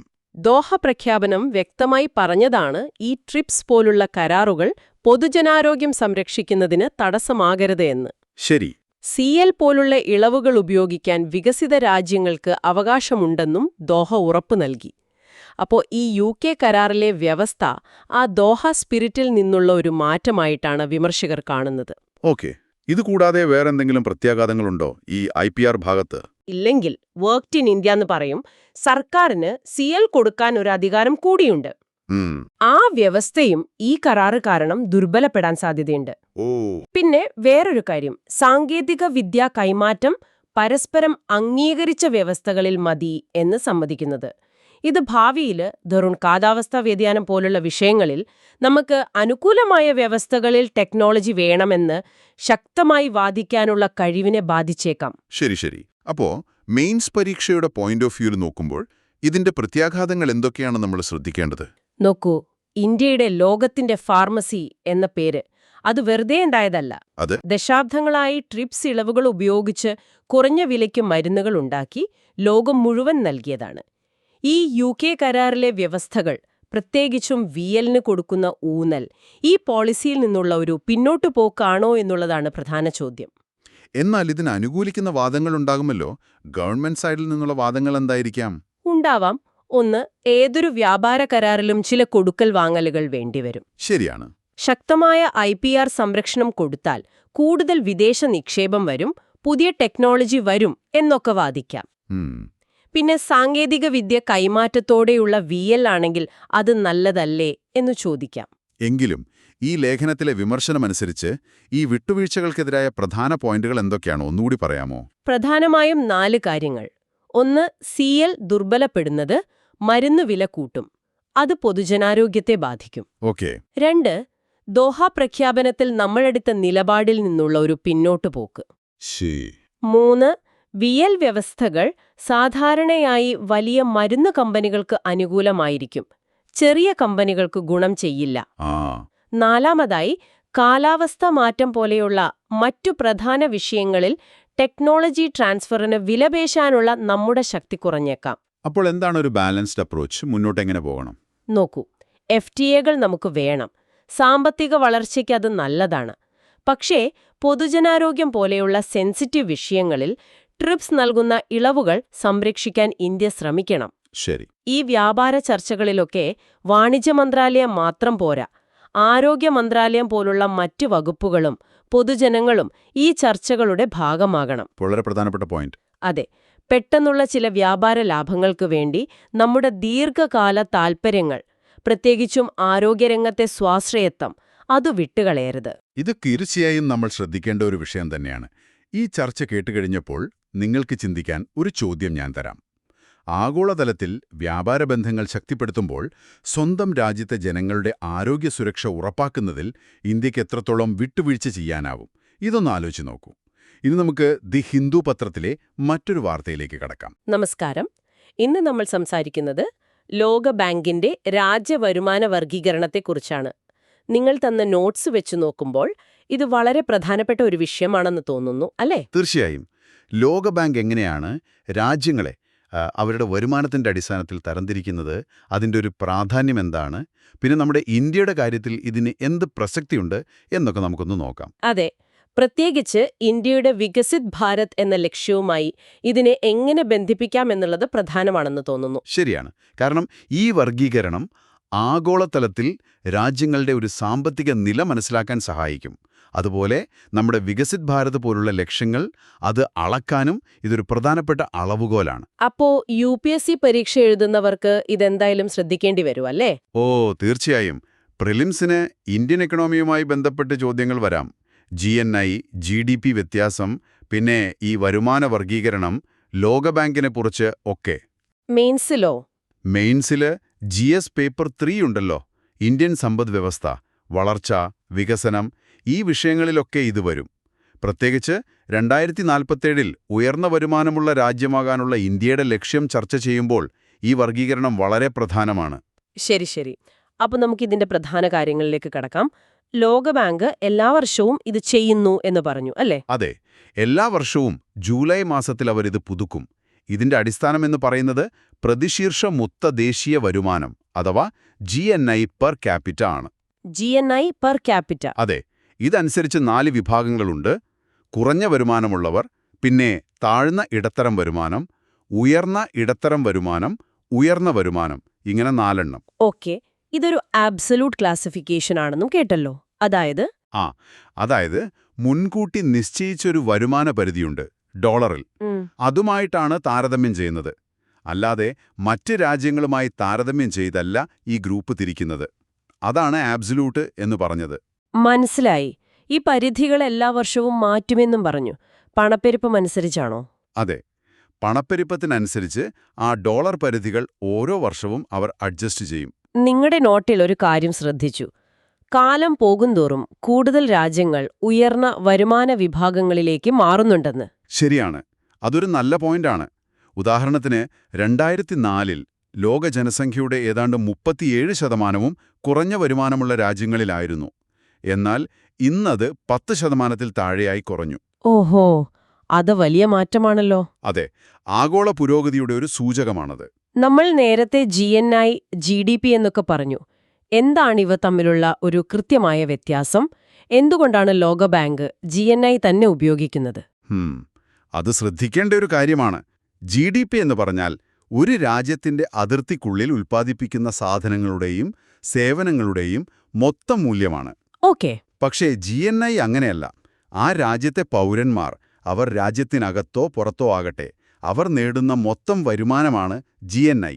അതായത് GNI = GDP പ്ലസ് വിദേശത്തു നിന്നുള്ള അറ്റവരുമാനം. ആഹാ, അപ്പോ ഒരു രാജ്യത്തെ ജനങ്ങളുടെ ശരിക്കുള്ള വരുമാനത്തോട് കൂടുതൽ അടുത്ത് നിൽക്കുന്നത് GNI ആണെന്ന് പറയാം? അതെ, അതുകൊണ്ടാണ് ലോകബാങ്ക് ഇത് ഉപയോഗിക്കുന്നത്. ആളുകളുടെ യഥാർത്ഥ സാമ്പത്തിക സ്ഥിതി അളക്കാൻ GNI ആണ് നല്ലത് എന്നാണ് അവരുടെ ഒരു കാഴ്ചപ്പാട്. ശരി. അപ്പോ ഇന്ത്യയുടെ കാര്യത്തിലേക്ക് വന്നാൽ വികസിത് ഭാരത് 2047 എന്ന് നമ്മൾ ലക്ഷ്യം വെക്കുമ്പോൾ അതിന്റെ അർത്ഥം ലോകബാങ്കിന്റെ ഈ കണക്കനുസരിച്ച് ഉയർന്ന വരുമാനമുള്ള രാജ്യമാകുക എന്നതാണല്ലേ? അതെ, ഫലത്തില് അതുതന്നെയാണ് ലക്ഷ്യം. നിലവിൽ നമ്മൾ താഴ്ന്ന ഇടതരം വരുമാനമുള്ള ലോവർ മിഡിൽ ഇൻകം രാജ്യമാണ്. നമ്മുടെ സാധ്യതകൾ എന്തൊക്കെയാണ് ഈ യാത്രയില്? തീർച്ചയായും ഏറ്റവും പ്രധാനപ്പെട്ട ഒരു വെല്ലുവിളി ഈ ഇടത്തരം വരുമാനക്കിണി അഥവാ മിഡിൽ ഇൻകം ട്രാപ്പ് എന്ന് പറയുന്നതാണ്. അതെന്താണ് സംഭവം? അതായത് പല രാജ്യങ്ങളും കുറഞ്ഞ വരുമാനത്തിൽ നിന്ന് ഇടത്തരം വരുമാനത്തിലേക്ക് വേഗമെത്തും. പക്ഷെ അവിടെ നിന്ന് ഉയർന്ന വരുമാനത്തിലേക്കെത്താൻ ഒരുപാട് ബുദ്ധിമുട്ടും. ഒരുതരം സ്റ്റാഗ്നേഷൻ വരും. ഓഹോ. ഉൽപാദനക്ഷമത കൂട്ടാനും പുതിയ കണ്ടുപിടുത്തങ്ങൾ കൊണ്ടുവരാനുമൊക്കെ സാധിക്കാതെ വരുമ്പോഴാണ് ഈ കെണിയിൽപ്പെടുന്നത്. ഇന്ത്യയെ സംബന്ധിച്ച് മറ്റു വെല്ലുവിളികളെന്ന് പറഞ്ഞാൽ വരുമാനത്തിലുള്ള വലിയ അസമത്വം. ശരിയാണ്. പിന്നെ എല്ലാവർക്കും നല്ല നിലവാരമുള്ള തൊഴിൽ കിട്ടാനുള്ള ബുദ്ധിമുട്ട്, വിദ്യാഭ്യാസം, ആരോഗ്യം, ഈ മാനവ മൂലധനത്തിന്റെ കാര്യത്തിൽ നമ്മളിനിയും മുന്നോട്ട് പോവാനുണ്ട്. ഇതൊക്കെയാണ് പ്രധാന വെല്ലുവിളികൾ. അപ്പോ മുന്നോട്ടുള്ള വഴി എന്താണ് ഈ ലക്ഷ്യം നേടാൻ? ലക്ഷ്യം വലുതാണ്, പക്ഷേ അസാധ്യമല്ല. സ്ഥിരമായിട്ട് ഒരു 8% മുകളിലെങ്കിലും വളർച്ച നിലനിർത്തണം. 8% മുകളിൽ? അതെ. അതോടൊപ്പം ഘടനാപരമായ മാറ്റങ്ങൾ വേണം. നേരത്തെ പറഞ്ഞപോലെ മാനവ മൂലധനത്തിൽ, അതായത് വിദ്യാഭ്യാസം, ആരോഗ്യം, ഇതിലൊക്കെ കൂടുതൽ നിക്ഷേപം വേണം. ഉൽപ്പാദനത്തിലും പുതിയ ടെക്നോളജിയിലും കൂടുതൽ ശ്രദ്ധിക്കണം. മേക്ക് ഇൻ ഇന്ത്യ പോലുള്ള കാര്യങ്ങൾ കൂടുതൽ ശക്തമാക്കണം. എന്നാൽ വെറും GNI മാത്രം നോക്കിയാൽ പോരല്ലോ അല്ലേ? അതുതന്നെയാണ് പ്രധാനം. ആ വളർച്ച എല്ലാവരിലേക്കും എത്തുന്നുണ്ടോ, അത് സുസ്ഥിരമാണോ, പരിസ്ഥിതിക്ക് ദോഷം വരാത്ത രീതിയിലാണോ എന്നൊക്കെ ഉറപ്പാക്കണം. അല്ലാതെ വെറുതെ ആ ഒരു സംഖ്യ മാത്രം കടന്നിട്ട് കാര്യമില്ല. അപ്പോ ഈ ലോകബാങ്കിന്റെ വരുമാന വർഗീകരണം ശരിക്കും പറഞ്ഞാൽ ഒരു കണ്ണാടി പോലെയാണ്. ആഗോളതലത്തിൽ നമ്മൾ എവിടെ നിൽക്കുന്നു എന്നും നമ്മുടെ വികസിത് ഭാരത് ലക്ഷ്യത്തിലേക്കെത്താൻ ഇനിയും എന്തൊക്കെ ചെയ്യണമെന്നും മനസ്സിലാക്കാൻ ഇത് സഹായിക്കുന്നു. അതെ. ഒരു കാര്യം കൂടി ഞാൻ പറയാം, ഒരു ചിന്തയ്ക്ക് വേണ്ടി മാത്രം. ഈ ഉയർന്ന വരുമാന പരിധി എന്ന ആ ഒരു നമ്പർ നമ്മൾ കടന്നു എന്നിരിക്കട്ടെ. അതുകൊണ്ട് മാത്രം നമ്മൾ വികസിതമായി എന്ന് നിങ്ങൾ, അതായത് നമ്മുടെ ഓരോ പൗരനും ശരിക്കും ഫീൽ ചെയ്യോ? അതോടൊപ്പം സാമൂഹികമായ സമത്വം, അല്ലെങ്കിൽ സ്ത്രീകൾക്കുള്ള തുല്യത, പരിസ്ഥിതി സംരക്ഷണം, ഇങ്ങനെയുള്ള കാര്യങ്ങളിൽ എന്ത് മാറ്റം വന്നാലാണ് നമ്മൾ ശരിക്കും വികസിതരായി എന്ന് നമുക്ക് തോന്നുക? അതൊരു പ്രധാന ചോദ്യമാണ്. വളരെ ശരിയാണ്. ആ ഒരു ഗുണപരമായ മാറ്റമാണ് പ്രധാനം, കേവലം സംഖ്യകളല്ല. നിങ്ങൾ പങ്കുവച്ച ഈ വിശകലനം വളരെ ഉപകാരപ്രദമായി. സന്തോഷം. അടുത്തതായി നമുക്ക് ദി ഹിന്ദു പത്രത്തിൽ നിന്നുള്ള മറ്റൊരു പ്രധാന വാർത്തയിലേക്ക് കടക്കാം. നമസ്കാരം. ഇന്ത്യയുടെ കിഴക്കോട്ടുള്ള നോട്ടം ആക്ട് ഈസ്റ്റായി മാറിയപ്പോൾ വലിയ പ്രതീക്ഷകളാണ് വന്നത്, പ്രത്യേകിച്ച് വടക്ക് കിഴക്കൻ മേഖലയുടെ കാര്യത്തിൽ. ഇപ്പോൾ മിസോറാമിലെ സൈറങ്ങിലേക്കുള്ള പുതിയ റെയിൽപാത ആ പ്രതീക്ഷകൾക്ക് ശരിക്കും ഒരു ഊർജം നൽകുന്നുണ്ടോ, അതോ അയൽപ്പക്കത്തെ പ്രശ്നങ്ങൾ ഈ സ്വപ്നങ്ങളെ പിന്നോട്ടു വലിക്കുമോ? വടക്ക് കിഴക്കൻ കണക്ടിവിറ്റിയും ആക്ട് ഈസ്റ്റ് നയവും എന്ന ലേഖനത്തെ അടിസ്ഥാനമാക്കി നമുക്കിന്ന് ഇതിലൊന്ന് ആഴത്തിൽ നോക്കാം. പിന്നെ UPSC പരീക്ഷ എഴുതുന്നവർക്കും ഇത് ശ്രദ്ധിക്കേണ്ടിയൊരു വിഷയം തന്നെയാണല്ലേ? തീർച്ചയായും. UPSCക്ക് ഇത് ശരിക്കു പറഞ്ഞാൽ വളരെ പ്രധാനപ്പെട്ട ഒരു ടോപ്പിക്കാണ്. ഇപ്പോൾ പ്രിലിംസിന് നോക്കുകയാണെങ്കിൽ അന്താരാഷ്ട്ര ബന്ധങ്ങളിൽ ആക്ട് ഈസ്റ്റ്, ലുക്ക് ഈസ്റ്റ് നയങ്ങൾ, പിന്നെ ആസിയാൻ, അതുപോലെ ഭൂമിശാസ്ത്രത്തിൽ വടക്ക് കിഴക്കൻ മേഖല, കലാദാൻ, സിഡ്വേ പോർട്ട് പോലുള്ള പ്രോജക്റ്റുകൾ, പിന്നെ എക്കണോമിക്സിൽ അടിസ്ഥാന സൗകര്യ വികസനം, ഇതൊക്കെ ചോദ്യം വരാൻ സാധ്യതയുള്ള ഏരിയകളാണ്. ഓക്കെ മെയിൻസിനോ? GS പേപ്പർ 2, 3 എന്നിവയിൽ എന്തായാലും ഇതിന് നല്ല വെയിറ്റേജ് കാണുമല്ലോ. അതെ, ശരിയാണ്. GS പേപ്പർ 2ൽ നോക്കുമ്പോൾ ഇന്ത്യയും അയൽ രാജ്യങ്ങളും തമ്മിലുള്ള ബന്ധങ്ങൾ, റീജിയണൽ ഗ്രൂപ്പിംഗ്സ് അതിന്റെ ഭാഗമായി വരും. പിന്നെ GS പേപ്പർ 3ലാണെങ്കിൽ അടിസ്ഥാന സൗകര്യങ്ങൾ, റോഡ്, റെയിൽവേ, പിന്നെ അതിർത്തി പ്രദേശങ്ങളിലെ സുരക്ഷാ വെല്ലുവിളികൾ, അതിന്റെ മാനേജ്മെന്റ്, ഇതിന്റെയൊക്കെ കീഴിൽ വരും. അതുകൊണ്ട് ഈ വിഷയത്തിന്റെ പല വശങ്ങളും അത് മനസ്സിലാക്കുന്നത് വളരെ നിർണായകമാണ്. അതെ. അപ്പോ ഈ ഒരു പശ്ചാത്തലത്തിലാണ് നമ്മൾ മിസോറാമിലെ ബൈറാബി സൈറങ് റെയിൽപാതയുടെ പ്രാധാന്യം കാണേണ്ടത്. ഏകദേശം ഒരു 51 കിലോമീറ്റർ വരുമല്ലേ? ഇത് ആക്ട് ഈസ്റ്റ് പോളിസിക്ക് ഒരു പുതിയ ഉണർവ് നൽകുന്നു എന്ന് പറയാൻ പറ്റോ? ഒരു പരിധിവരെ അതെന്ന് പറയാം. കാരണം കരകളാൽ ചുറ്റപ്പെട്ട, അതായത് ലാൻഡ് ലോക്ക്ഡായ മിസോറാമിന് രാജ്യത്തിന്റെ മറ്റു ഭാഗങ്ങളുമായി എളുപ്പത്തിൽ ബന്ധപ്പെടാൻ ഇതെന്തായാലും സഹായിക്കും. ടൂറിസം, വ്യാപാരം, ചരക്കുനീക്കം ഇതിനൊക്കെ ഇത് ഗുണം ചെയ്യും. പിന്നെ ഭാവിയിൽ മ്യാൻമറിലെ സിറ്റ്വേ തുറമുഖം വഴി വരുന്ന ചരക്കുകൾ കൈകാര്യം ചെയ്യാൻ അതിന് സൈറംഗ് സ്റ്റേഷന് ഒരു പ്രധാന പങ്കുവഹിക്കാനൊരു സാധ്യതയുണ്ട്. ഇത് കലാദാൻ പദ്ധതിയുടെ ലക്ഷ്യങ്ങളുമായിട്ട് ചേർന്നു പോകുന്ന ഒന്നുമാണ്. ഓ, അപ്പോ ലുക്ക് ഈസ്റ്റ് മാറി ആക്ട് ഈസ്റ്റ് ആയതിനു പിന്നിൽ ഇത്രയും കാര്യങ്ങളുണ്ട്. 1991 പോളിസിയിൽ നിന്ന് 2014 വരുമ്പോ എന്തായിരുന്നു ശരിക്കുമുള്ള മാറ്റം? ലുക്ക് മാറി ആക്ട് ആയപ്പോ? സിമ്പിളായി പറഞ്ഞാൽ ലുക്ക് ഈസ്റ്റ് പ്രധാനമായും ഫോക്കസ് ചെയ്തത് ആസിയാൻ രാജ്യങ്ങളുമായുള്ള സാമ്പത്തിക ബന്ധങ്ങളിലായിരുന്നു. ഒരു എക്കണോമിക് കോപ്പറേഷൻ. എന്നാൽ ആക്ട് ഈസ്റ്റ് അത് കുറച്ചുകൂടി വിശാലമാണ്. സാമ്പത്തിക ബന്ധങ്ങൾ തീർച്ചയായും ഉണ്ട്, അതിനപ്പുറം സ്ട്രാറ്റജിക് പങ്കാളിത്തം, സുരക്ഷാ സഹകരണം, പിന്നെ വടക്ക് കിഴക്കൻ സംസ്ഥാനങ്ങളെ ഒരു ഗേറ്റ്വേ ആയി ഉപയോഗിച്ച് തെക്ക് കിഴക്കൻ ഏഷ്യയുമായി കണക്ടിവിറ്റി കൂട്ടുക എന്നതിനും വലിയ ഊന്നൽ നൽകുന്നുണ്ട്. ഇതിന്റെ ലക്ഷ്യങ്ങൾ കുറച്ചുകൂടി ആക്ഷൻ ഓറിയന്റഡ് ആണ്. അതാണ് ആ ആക്ട് എന്ന വാക്കിൽ തന്നെയുള്ളത്. ശരി. ഈ നയവുമായി ബന്ധപ്പെട്ട് നമ്മൾ ഓർത്തിരിക്കേണ്ട ചില അടിസ്ഥാന കാര്യങ്ങൾ, കോർ കോൺസെപ്റ്റുകളുണ്ടല്ലോ, പ്രിലിംസിനൊക്കെ പ്രധാനപ്പെട്ടവ, അതൊന്ന് പറയാമോ? ഒന്ന്, Kaladan multi modal transit transport project. ഇത് കൊൽക്കത്തയിൽ നിന്ന് സിറ്റ്വേ തുറമുഖത്തേക്ക് കടൽ വഴി, പിന്നെ അവിടുന്ന് മ്യാൻമാറിലൂടെ നദി, റോഡ്, അങ്ങനെ മിസോറാമിലേക്ക് എത്തുന്ന ഒരു വലിയ പദ്ധതിയാണ്. ഇതിന്റെ ഒരു പ്രധാന ലക്ഷ്യം നമ്മുടെ സിലിഗുരി കോറിഡോർ, ആ ചിക്കൻ സ്നെക്ക് എന്ന് പറയുന്ന വളരെ ഇടുങ്ങിയ വഴിയുള്ള ആശ്രയത്വം കുറച്ച് ഒരു ബദൽ പാത നൽകുക എന്നതാണ്. ഓക്കേ, ബദൽ പാത. 2, സിറ്റ്വേ പോർട്ട്. മ്യാൻമറിലെ രാഖീൻ സ്റ്റേറ്റിൽ ഇന്ത്യയുടെ സഹായത്തോടെ ഡെവലപ്പ് ചെയ്ത പോർട്ട്. ഇത് കലാദാൻ പദ്ധതിയുടെ ഒരു താക്കോലാണ്. 3, ആസിയാൻ, തെക്കുകിഴക്കൻ ഏഷ്യയിലെ 10 രാജ്യങ്ങളുടെ കൂട്ടായ്മ. ഇന്ത്യയുടെ ആക്ട് ഈസ്റ്റ് പോളിസിയുടെ ഒരു കേന്ദ്രബിന്ദു ഈ കൂട്ടായ്മയാണ്. അപ്പോ ഈ പുതിയ റെയിൽപാതയും കലാദാൻ പോലുള്ള വലിയ പദ്ധതികളും ആസിയാൻ ബന്ധങ്ങളും എല്ലാം ചേർത്തുവെച്ചു നോക്കുമ്പോൾ ഇന്ത്യയെ സംബന്ധിച്ചിടത്തോളം ഇതിന്റെ ഒരു വലിയ ചിത്രം അല്ലെങ്കിൽ പ്രാധാന്യം എന്താണ്? വടക്ക് കിഴക്കൻ മേഖലയിലെ അടിസ്ഥാന സൗകര്യ വികസനമെന്ന് പറയുന്നത് ഇന്ത്യയുടെ ഒരു തന്ത്രപരമായ ആവശ്യം തന്നെയാണ്, വെറും സാമ്പത്തികമല്ല. 1, ആ മേഖലയുടെ സാമ്പത്തിക വികസനം. 2, തെക്ക് കിഴക്കൻ ഏഷ്യയുമായുള്ള ബന്ധം ശക്തിപ്പെടുത്തുക. ഇതൊരു തരത്തിൽ മേഖലയിലെ ചൈനീസ് സ്വാധീനം പോലുള്ള കാര്യങ്ങളെ ബാലൻസ് ചെയ്യാനും സഹായിക്കും. പിന്നെ ദേശീയോദ്ഗ്രഥനം മെച്ചപ്പെടുത്തുക, നമ്മൾ നേരത്തെ പറഞ്ഞ സിലിഗുരി ഇടനാഴിയുള്ള അമിതമായ ആശ്രയത്വം കുറയ്ക്കുക. ഇതൊക്കെ ഇതിന്റെ ഭാഗമാണ്. പക്ഷേ ലേഖനം തന്നെ എടുത്തു പറയുന്നൊരു പ്രധാന പ്രശ്നം ഈ ലക്ഷ്യങ്ങളിലേക്കുള്ള വഴിയിൽ വലിയ തടസ്സങ്ങളുണ്ടെന്നാണല്ലോ, വെല്ലുവിളികൾ. അതെ, അതാണ് നമ്മൾ യാഥാർത്ഥ്യബോധത്തോടെ കാണേണ്ട ഒരു കാര്യം. സൈരാങ് റെയിൽപാത പോലുള്ള ആഭ്യന്തര നേട്ടങ്ങൾ ഉണ്ടാകുമ്പോഴും നമ്മുടെ വലിയ അതിർത്തി കടന്നുള്ള കണക്ടിവിറ്റി സ്വപ്നങ്ങൾക്ക് കുറച്ച് മങ്ങലേൽക്കുന്നുണ്ട്. പ്രധാനമായും മ്യാൻമറിലെ ആഭ്യന്തര യുദ്ധം, അസംഘർഷങ്ങൾ, അത് കലാദാൻ പദ്ധതിയെ സാരമായി ബാധിച്ചു. പല ഭാഗങ്ങളും സ്തംഭനാവസ്ഥയിലാണ്. അതുപോലെ ബംഗ്ലാദേശുമായുള്ള അഗർത്തല അഖോറ റെയിൽ ലിങ്ക്, അതും പ്രതീക്ഷിച്ച വേഗത്തിൽ പോകുന്നില്ല. പിന്നെ ദുർഘടമായ ഭൂപ്രകൃതി, സുരക്ഷാ പ്രശ്നങ്ങൾ, പ്രോജക്റ്റ് നടപ്പാക്കുന്നതിലെ കാലതാമസം, ഇതൊക്കെ വെല്ലുവിളികളാണ്. ശരിയാണ്. അപ്പോ ഈ വെല്ലുവിളികളെയൊക്കെ കണക്കിലെടുത്ത് മുന്നോട്ടു പോകാൻ പ്രായോഗികമായി എന്താണ് ചെയ്യാൻ കഴിയുക? ഒരുപക്ഷേ കുറച്ചുകൂടി ബാലൻസ്ഡായ ഒരു സമീപനം വേണം. അന്താരാഷ്ട്ര കണക്ടിവിറ്റിക്ക് ശ്രമിക്കുന്നതിനോടൊപ്പം തന്നെ വടക്ക് കിഴക്കൻ സംസ്ഥാനങ്ങൾക്കുള്ളിലെ കണക്ടിവിറ്റി, അവിടുത്തെ ഇൻഫ്രാസ്ട്രക്ചർ ഡെവലപ്മെന്റ്, പിന്നെ ആ സംസ്ഥാനങ്ങളെ ഇന്ത്യയുടെ മറ്റു ഭാഗങ്ങളുമായി കാര്യക്ഷമമായി ബന്ധിപ്പിക്കുക, ഇതിന് കൂടുതൽ ഊന്നൽ കൊടുക്കേണ്ടി വരും. പിന്നെ അയൽരാജ്യങ്ങളുമായി നയതന്ത്ര ചർച്ചകൾ എന്തായാലും തുടരണം.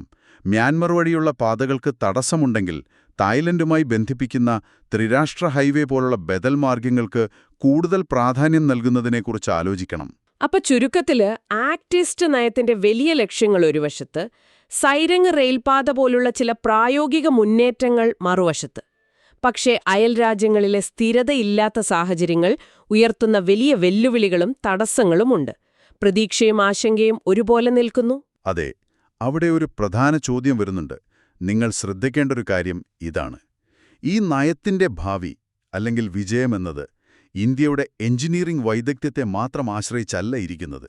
മറിച്ച് നമ്മുടെ കിഴക്കൻ അയൽപ്പക്കത്തെ ആ സങ്കീർണമായ, പലപ്പോഴും അസ്ഥിരമായ ജിയോപൊളിറ്റിക്കൽ സാഹചര്യങ്ങളെ നമ്മൾ എങ്ങനെ കൈകാര്യം ചെയ്യുന്നു എന്നതിനെക്കൂടി ആശ്രയിച്ചിരിക്കും. പ്രാദേശികമായി ഒരു സ്ഥിരതയില്ലാതെ ഈ കണക്ടിവിറ്റിക്ക് എത്രത്തോളം മുന്നോട്ടു പോകാനാകും? അതൊരു വലിയ ചോദ്യചിഹ്നമാണ്. ശരിയാണ്. വളരെ പ്രസക്തമായ ഒരു ചിന്തയാണത്. നിങ്ങൾക്ക് ഈ വിശകലനം ഉപകാരപ്രദമായി എന്ന് കരുതുന്നു. അടുത്തതായി നമുക്ക് ദി ഹിന്ദു പത്രത്തിലെ മറ്റൊരു പ്രധാനപ്പെട്ട വാർത്തയിലേക്ക് കടക്കാം. നമസ്കാരം. ഇന്ന് നമ്മൾ സ്റ്റേബിൾ കോയിനുകളുടെ നിയന്ത്രണത്തെക്കുറിച്ചാണ് സംസാരിക്കുന്നത്.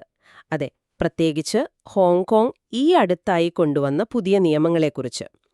UPSC പ്രിലിംസ് പരീക്ഷ എഴുതുന്ന നിങ്ങൾക്ക് ഇത് വളരെ പ്രധാനപ്പെട്ട ഒരു വിഷയമാണ്. സയൻസ് ആൻഡ് ടെക്നോളജി ഭാഗത്ത് ക്രിപ്റ്റോ കറൻസി, ബ്ലോക്ക് ചെയിൻ എന്നിവയിലും, പിന്നെ ഇന്ത്യൻ ഇക്കണോമിയിൽ financial market, regulation, digital currency എന്നിവയിലും ഇത് വരാം. ശരി, അപ്പോൾ എന്താണ് ഈ വാർത്തയിലെ പ്രധാന കാര്യങ്ങൾ? ഹോങ്കോങ്ങിലെ ആ പുതിയ നീക്കം. ഓഗസ്റ്റ് 1 മുതലാണ് ഹോങ്കോങ്ങിൽ സ്റ്റേബിൾ കോയിനുകൾക്ക് പുതിയ നിയമം, അതായത് സ്റ്റേബിൾ കോയിൻസ് ഓർഡിനൻസ് നിലവിൽ വന്നത്. ഇനി മുതൽ ഈ സ്റ്റേബിൾ കോയിൻ ഇറക്കുന്നവർ ഹോങ്കോങ് മോണിറ്ററി അതോറിറ്റി, അതായത് HKMA, അവിടെ നിന്ന് ലൈസൻസ് എടുക്കണം. ഓർക്കേണ്ട ഒരു കാര്യം, ഈ സ്റ്റേബിൾ കോയിനുകൾ എന്ന് പറയുന്നത് ബിറ്റ്കോയിൻ പോലെയല്ല. ഇവയുടെ മൂല്യം സാധാരണ കറൻസികൾ, ഡോളർ പോലെയുള്ളവ, അതുമായി ബന്ധിപ്പിച്ച് പെഗ് ചെയ്ത് ഒരു സ്ഥിരത നിലനിർത്താൻ ശ്രമിക്കുന്ന ഒന്നാണ്. പിന്നെ ഇത് സെൻട്രൽ ബാങ്ക് ഡിജിറ്റൽ കറൻസികളിൽ നിന്നും CBDCകളിൽ നിന്നും വ്യത്യസ്തമാണ്. കാരണം ഇത് പ്രൈവറ്റ് കമ്പനികൾക്കും ഇറക്കാൻ പറ്റും. അതെ, ഈ നിയന്ത്രണങ്ങൾ എന്തിനാണ് വരുന്നത് എന്നത് നമ്മൾ ശ്രദ്ധിക്കണം. പ്രധാനമായും ഈ കോയിനുകൾ അവകാശപ്പെടുന്നതിന് പിന്നിൽ ശരിക്കും ആസ്തികളുണ്ടോ, ആ കരുതൽ ധനം, അതിൻ്റെ ഒരു സുതാര്യതയില്ലായ്മ, അതൊരു പ്രധാന കാരണമാണ്. പിന്നെ ഇവയുടെ വളർച്ച സാമ്പത്തിക സ്ഥിരതയെ എങ്ങനെ ബാധിക്കും എന്നൊരു പേടിയുണ്ട്. അതോടൊപ്പം 2022 ടെറാ ലൂണ തകർച്ച ഓർമ്മയുണ്ടല്ലോ. ഓ, ആ വലിയ സംഭവം അല്ലേ? അതെ, അതും ഈ നിയന്ത്രണങ്ങൾ വരാനുള്ളൊരു പ്രധാന കാരണമായി. ഹോങ്കോങ് മാത്രമല്ല കേട്ടോ, അമേരിക്കയിലും ഇപ്പോൾ ജീനിയസ് ആക്ട് പോലുള്ള ചർച്ചകൾ നടക്കുന്നുണ്ട്. ജപ്പാൻ, സിംഗപ്പൂർ പോലുള്ള രാജ്യങ്ങളൊക്കെ സ്റ്റേബിൾ കോയിനുകളെ നിയന്ത്രിക്കാൻ നേരത്തെ തന്നെ നടപടികൾ തുടങ്ങിയിട്ടുണ്ട്. ശരിയാണ്. അപ്പോൾ പ്രിലിംസിനു വേണ്ടി നമ്മൾ ഓർത്തിരിക്കേണ്ട പ്രധാന ആശയങ്ങൾ, അതായത് കോർ കോൺസെപ്റ്റ്സ് എന്തൊക്കെയാണ്? സ്റ്റേബിൾ കോയിനുകൾ പലതരത്തിലുണ്ട്, അത് മനസ്സിലാക്കണം. ഒന്നാമത്തേത് ഫിയറ്റ് കൊളാറ്ററലൈസ്ഡ്, ഡോളർ പോലുള്ള കറൻസികൾ കരുതൽ ധനമായി വെച്ചിറക്കുന്നത്. ഉദാഹരണത്തിന് തെതർ, USDT, ഇതാണ് ഏറ്റവും സാധാരണയായി കാണുന്നത്. സ്വർണം പോലുള്ള സാധനങ്ങൾ കരുതൽ ധനമായി വയ്ക്കുന്നത്. അതുപോലെ ക്രിപ്റ്റോ കൊളാറ്ററലൈസ്ഡ്, മറ്റ് ക്രിപ്റ്റോ കറൻസികൾ തന്നെ കരുതൽ ധനമായി വയ്ക്കും. ഓക്കെ. നാലാമത്തേത് അൽഗോരിതമിക് സ്റ്റേബിൾ കോയിനുകളാണ്. ഇത് കമ്പ്യൂട്ടർ അൽഗോരിതം ഉപയോഗിച്ച് വില നിയന്ത്രിക്കാൻ ശ്രമിക്കുന്നവയാണ്. ആ, ടെറാലൂണയുടെ തകർന്ന UST ഇതിൽപ്പെടുന്നതായിരുന്നു അല്ലേ? അതെ, കൃത്യം. UST ഒരു അൽഗോരിതമിക് സ്റ്റേബിൾ കോയിനായിരുന്നു. അതിന് നേരിട്ടൊരു കരുതൽ ധനം ഇല്ലായിരുന്നു. അതോടൊപ്പം തന്നെ സെൻട്രൽ ബാങ്ക് ഡിജിറ്റൽ കറൻസി, അതായത് CBDC എന്താണെന്നും ഓർക്കണം. ഇത് സെൻട്രൽ ബാങ്ക് തന്നെ ഇറക്കുന്ന ഔദ്യോഗിക ഡിജിറ്റൽ കറൻസിയാണ്. ഇന്ത്യയുടെ പരീക്ഷണമാണ് ഡിജിറ്റൽ രൂപ, അതായത് ഇ-റുപ്പി. അപ്പോൾ നമ്മുടെ ഇന്ത്യയുടെ നിലപാടെന്താണ് ഈ വിഷയത്തിൽ, സ്റ്റേബിൾ കോയിനുകളുടെ കാര്യത്തിൽ? ഇവിടെ പ്രത്യേക നിയമമൊന്നുമില്ല, എന്നാൽ ഇത് നിയമവിരുദ്ധവുമല്ല, അങ്ങനെയൊരവസ്ഥയാണല്ലോ. പക്ഷേ ലാഭത്തിന് 30% ടാക്സ് ഉണ്ട്, അത് ശ്രദ്ധിക്കണം. RBI ഇതിന്റെ റിസ്കുകളെക്കുറിച്ച് മുന്നറിയിപ്പുകൾ ഇടയ്ക്കിടെ നൽകുന്നുണ്ട്. പിന്നെ കള്ളപ്പണം വെളുപ്പിക്കൽ നിയമം PMLA, അത് പ്രകാരം എക്സ്ചേഞ്ചുകൾ ഫിനാൻഷ്യൽ ഇന്റലിജൻസ് യൂണിറ്റിന് FIUവിന് റിപ്പോർട്ട് ചെയ്യണമെന്നും വ്യവസ്ഥയുണ്ട്. ശരിയാണ്. ഇന്ത്യയിലെ സാഹചര്യം കുറച്ച് സങ്കീർണമാണ്. ഒരു ഭാഗത്ത് റെഗുലേഷൻ പൂർണ്ണമായിട്ടില്ല, മറുഭാഗത്ത് ടാക്സും റിപ്പോർട്ടിംഗ് ആവശ്യകതകളുമുണ്ട്. ഇതൊരു ഒരു വ്യക്തതക്കുറവ് നിക്ഷേപകർക്കിടയിൽ ഉണ്ടാക്കുന്നുണ്ട്. അതെ, ചുരുക്കി പറഞ്ഞാൽ ഈ സ്റ്റേബിൾ കോയിനുകളിൽ ചില അപകട സാധ്യതകളുണ്ട്. അതുകൊണ്ടാണ് ലോകമെമ്പാടും നിയന്ത്രണങ്ങൾ കൂടുന്നത്.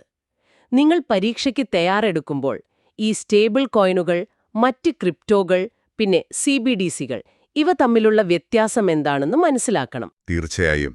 അവയുടെ ഗുണങ്ങളും ദോഷങ്ങളും, അതുപോലെ ഈ റെഗുലേറ്ററി വെല്ലുവിളികളും പ്രധാനപ്പെട്ടതാണ്.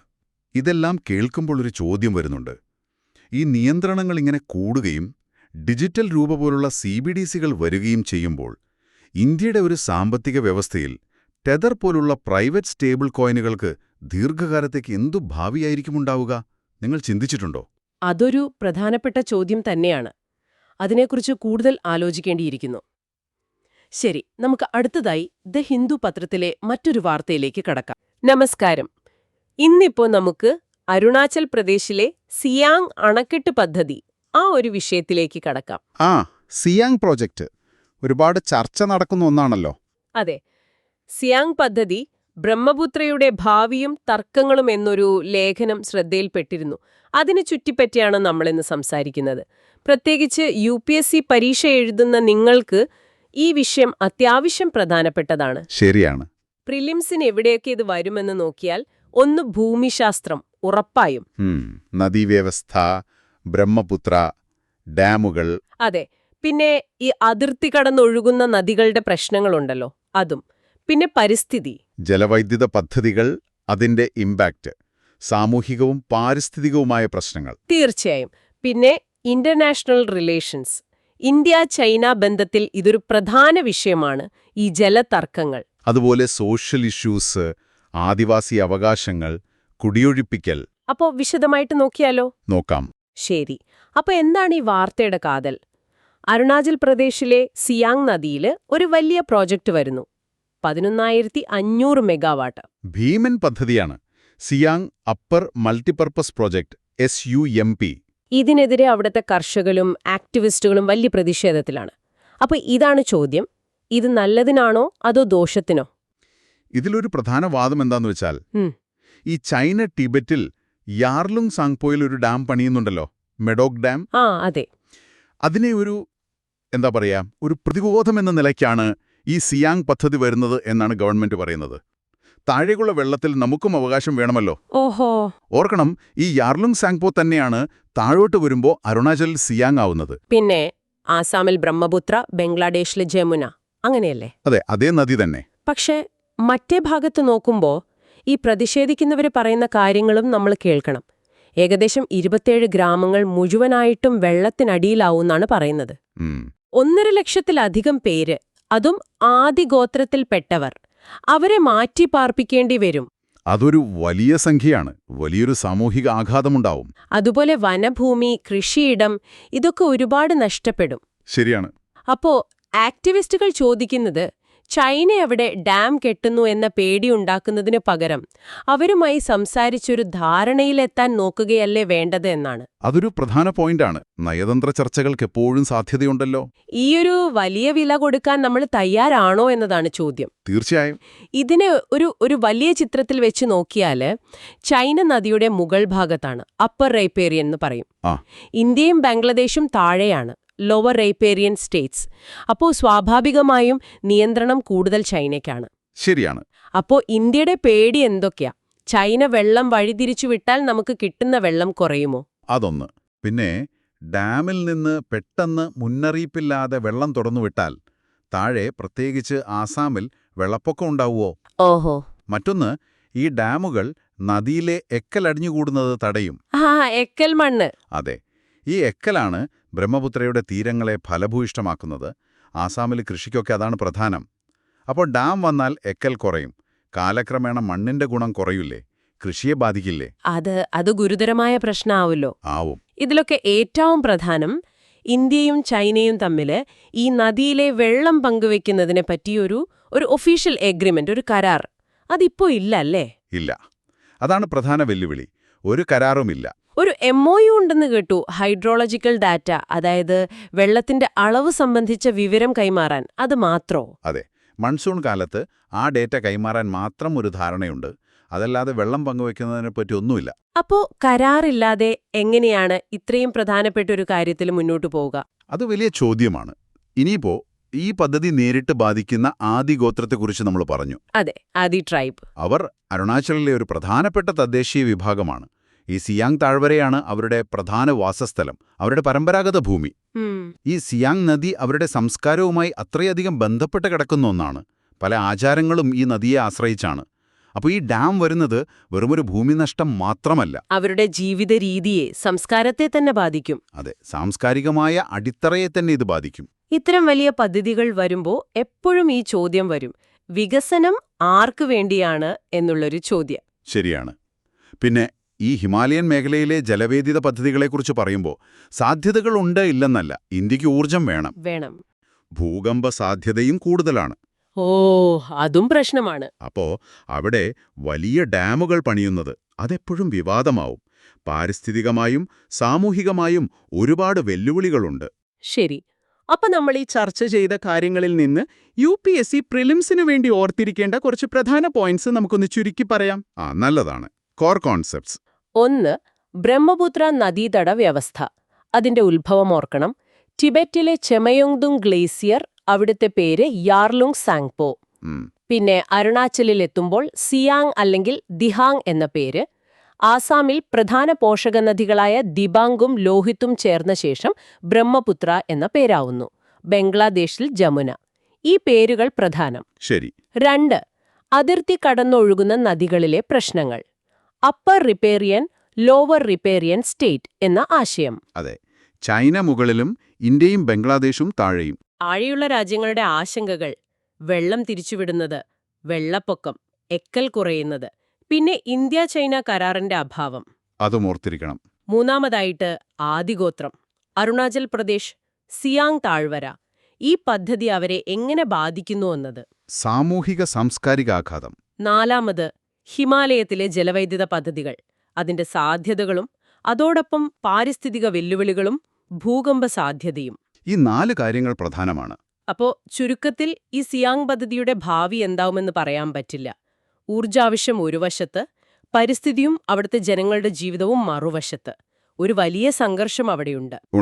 നിങ്ങൾക്കും ഇതിനെക്കുറിച്ച് ആലോചിക്കാം. അതായത്, രാജ്യത്തിന്റെ പൊതുവായ താൽപ്പര്യങ്ങൾക്ക് വേണ്ടി ഒരു പ്രാദേശിക സമൂഹം എത്രത്തോളം വിട്ടുവീഴ്ച ചെയ്യണം, അല്ലെങ്കിൽ എത്രത്തോളം വില കൊടുക്കേണ്ടി വരും?